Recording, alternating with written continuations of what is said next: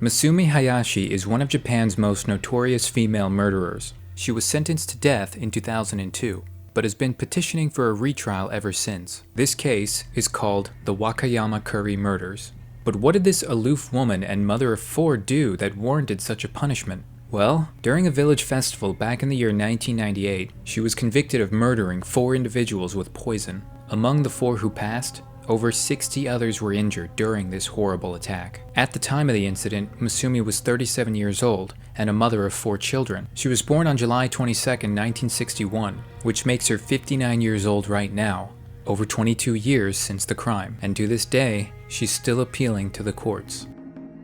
Alright guys, welcome back to another terribly tragic, terrible video on my true crime channel. No, but thank you guys so much for all the support on the last couple of videos. I can see that you guys are really liking the true crime videos and the new format, and you guys are just praising it in the comments, and that honestly, it makes me feel so good as a creator. And to be honest, I haven't enjoyed myself this much in a really long time. I really enjoy making this content. It's got a lot of the stuff that I like doing, telling stories, scary stuff, narrating. I hope I can do it and make a lot more for you guys, but it all depends, again, if YouTube likes us more. Last time I asked you guys to help support the video by leaving a like, writing a comment about the video, and you know what, it did help a little bit. It did help push the video a little bit into more people's recommended, and honestly, that's all I could ask for. So if you guys want to keep supporting the videos and you want to see more content like this, then like I said, just leave a like, write a comment down below related to the video. That'll help push out the video to more new people. And on top of that, guys, this one is really important, but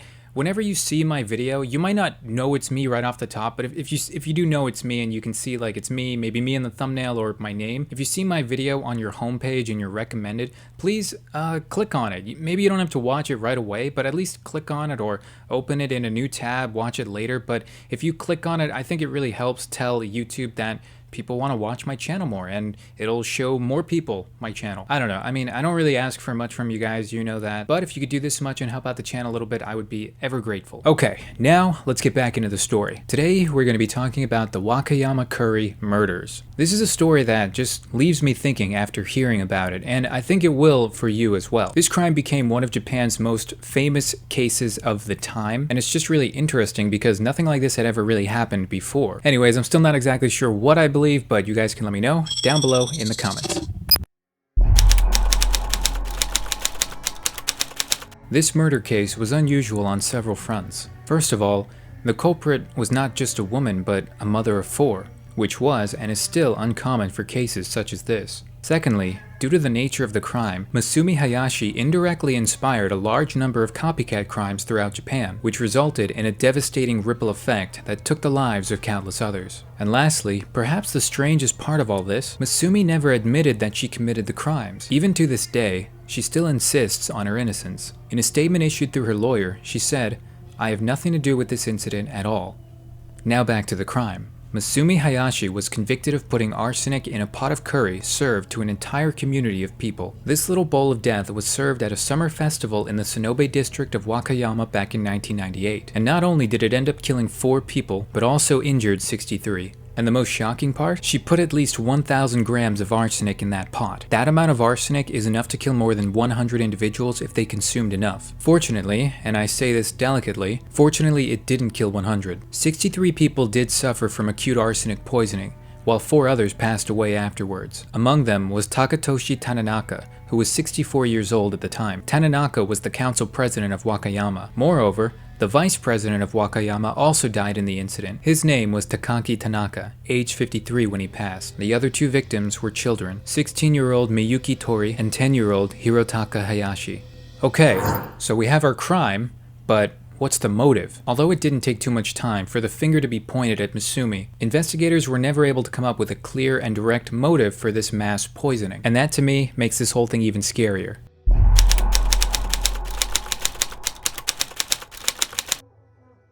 Although no one actually saw her adding the poison to the pot of curry, attention quickly focused on Masumi since a witness had seen her at the curry pot. It's worth noting that some people believe that she was angry at her neighbors for shunning her family and treating them as sort of outcasts among the community. And in an act of retribution, Masumi decided to poison the curry and get back at everyone. However, despite these theories, Masumi has never admitted that she was angry at her neighbors, nor that she poisoned the curry, and still stands by her innocence to this day.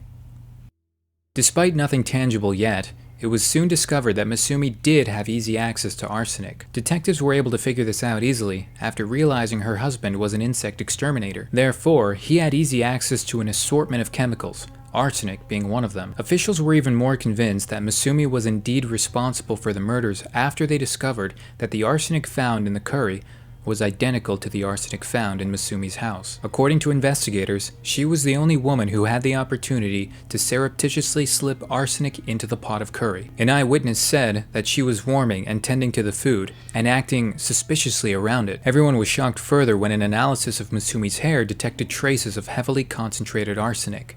All of these pieces of evidence pointed out that she must be responsible for poisoning the curry, killing 4 people, and injuring 63 others. The court later declared that Masumi's culpability has been proven beyond a reasonable doubt. Alright, so really quickly, do you guys think that she's innocent or guilty based on the evidence so far? Do you think it's enough or not enough to convict her of this crime? Personally, I was on the fence about it when I first was reading this case. I wasn't sure what to believe because even though there wasn't really a motive, the evidence wasn't really convincing enough. I mean, it does seem like she's the only obvious one that could have had the access to the arsenic, could have poisoned the curry, she was standing near the food, but what is the motive? Something I find fascinating about criminal psychology is when you don't have a clear motive. You know, I find that to be scarier than sometimes when the killer does have a motive, because you literally don't know why they did what they did. Anyways, before you guys draw your own conclusions too fast, we need to talk about Masumi's other crimes. Let's go.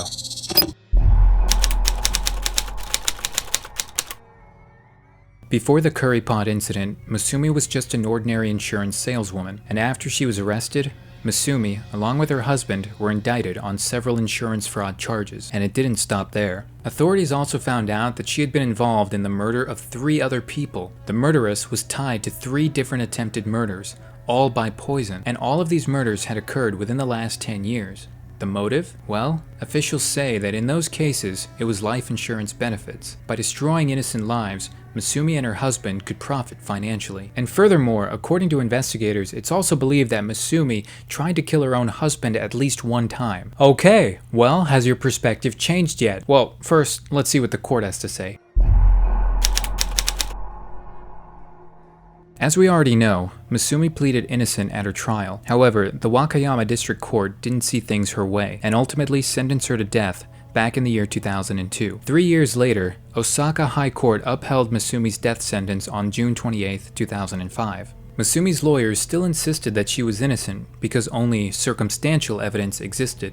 Her final appeal was rejected by the Supreme Court of Japan on April 21, 2009. But then, in July of that year, she formally petitioned for a retrial, which was rejected by the Wakayama District Court in March 2017. And to this day, Masumi continues to insist she is innocent.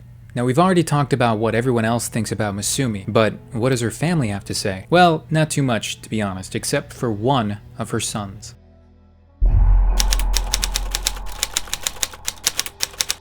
In 2019, Masumi's eldest son broke his silence on the subject after nearly 20 years. He took to Twitter to start raising awareness of his mother's pleas for innocence. Masumis Son even published an autobiography in which detailed his life in exile as the son of a death row inmate. In an interview with the Japan Times, Koji Hayashi said, "If she really committed those crimes that she is convicted of, it is absolutely unforgivable, and I think she should be punished accordingly. I can't say for sure my mother is the victim of wrongful conviction, but I want society to know that there is at least a possibility that she is." Masumi's 33-year-old son said while talking about the time before the festival started, "Our family was at a nearby karaoke box having fun, and I remember my mom singing in such a cheerful, happy mood that the idea that she only had hours before she would savagely poison the curry to indiscriminately hurt a number of people doesn't strike me as real.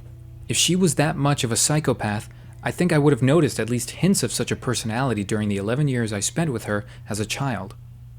Well, you make a good point, but what about the 3 other murders that your mom is caught up with? I don't know, personally, this is where my mind kind of subconsciously goes back and forth. After hearing the son's reports and findings, it's hard to really draw a certain conclusion. This is somebody that had spent his whole upbringing with this woman and never noticed any signs of this woman being this kind of murderer type of person. But then again, who's to say how much he really knew of what his mother was capable of? I think at the end of the day, we really are left to draw our own conclusions outside of what the courts have ruled. And speaking about courts, Masumi is not done with them yet.